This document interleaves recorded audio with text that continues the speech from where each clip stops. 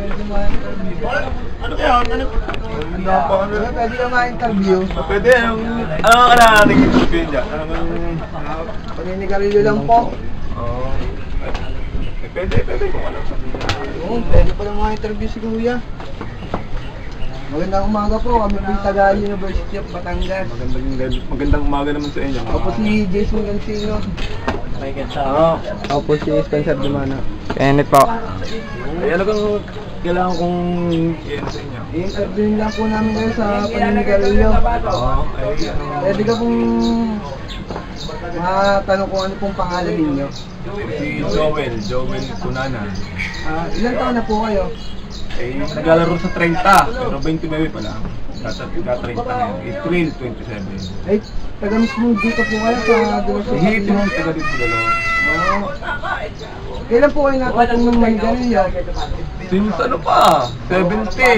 Ako ngayon nadali pa ako ng aking kapatid. Pinagdali pa. Bago matuto pa ng ligarilyo. Anong paramdam naman po na naninigarilyo? Eh, napakasarap. Mahirap at masarap. Pero kung titimbangin, mas masarap. Mas masarap ka nagtatago sa paninigarilyo. Pero nung nahuli na, wala na rin ang sarap. Yun. Napakasarap. Ano pong napapala niyo sa paninigarilyo? Ay maraming napapala. Meron namang nakakalibang. At meron namang halimbawa ay wala kang magawa. Bagong kain ka. Nalilibang ka.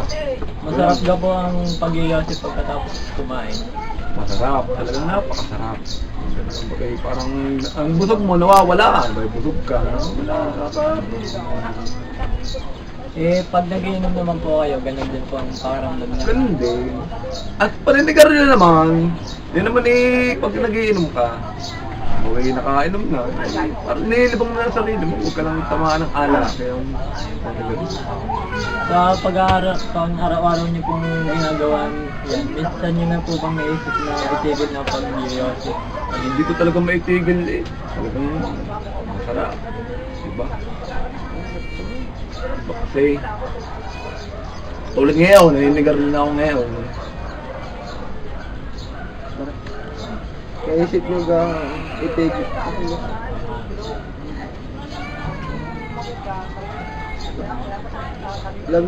Alam nyo po bang ang pag-iyosi ay masama sa ating kalusugan? Lahat naman ng tao, alam na yan. Alam yan. Lahat ng tao, alam ang maninigarilyo masama sa kalusugan. Alam, ay pwede ko rin yan sa inyo. Pero talagang iba iba ang nararamdaman pag ikinaninigarilyo. Parang nawawala ang problema mo, nailadakas mo ang problema mo ngayon. Alam nyo, ninyo po ba ang maaaring may dulot ng paninigarilyo sa inyong kalusugan? Alam, lahat tayo ay alam natin yan. Dahil tayo nasa hustong edad na. Ang gulang natin, pinagbabawal tayo manigarilyo, pero tayo pilit pa rin ng pilit. Wala tayo magagawa magulang natin Pilit pa rin ng pilit tayo manigarilyo. Maaari po kayong magkasakit sa balas ng paninigarilyo. Depende yon. Depende sa naninigarilyo. Kakasakit talaga. Pero meron may isang tao naman na gustong manigarilyo. Meron naman tao na halimbawa isang araw 3 times a day. Meron kayo. Depende sa chain smoker. Hindi man ako chain smoker. Ako naman sa isang araw nakaka-4. Depende sa hingi.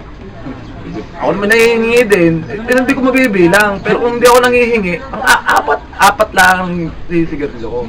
Sa hindi hingi, sabili ko lang. Pero pag ang hihingi, naabot naman ng mga kalahating kaha. Yung pag nag-iinom, naabot din naman ng mga isang kaha. Pag nag-iinom. Hindi po kayo nangangamba na baka po kayo magkasakit sa bagay. Ayun nyo, yung cancer, yung pagsasalamunan, ganun po.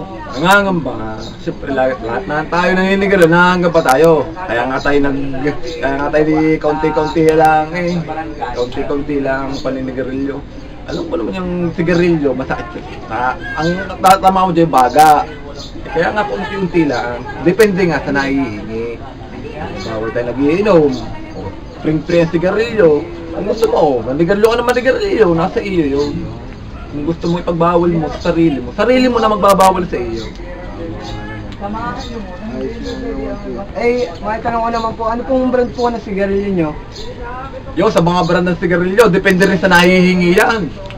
Kung may Marlboro, Philip, any kind of cigarette, pwede kong ipinang-ipin. Depende sa nahihingi. Pero kung ako bibili, Fortune. Fortune ako eh. Yun ang mabibili ko eh, mura eh.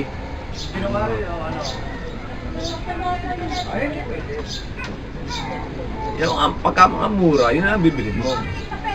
Eh, wala kang sigarilyo, wala kang pera eh. Mga pera may 5 piso. Makakabili kang Fortune, 5 stick na yun. O kung bibili ka Marlboro, 2 stick.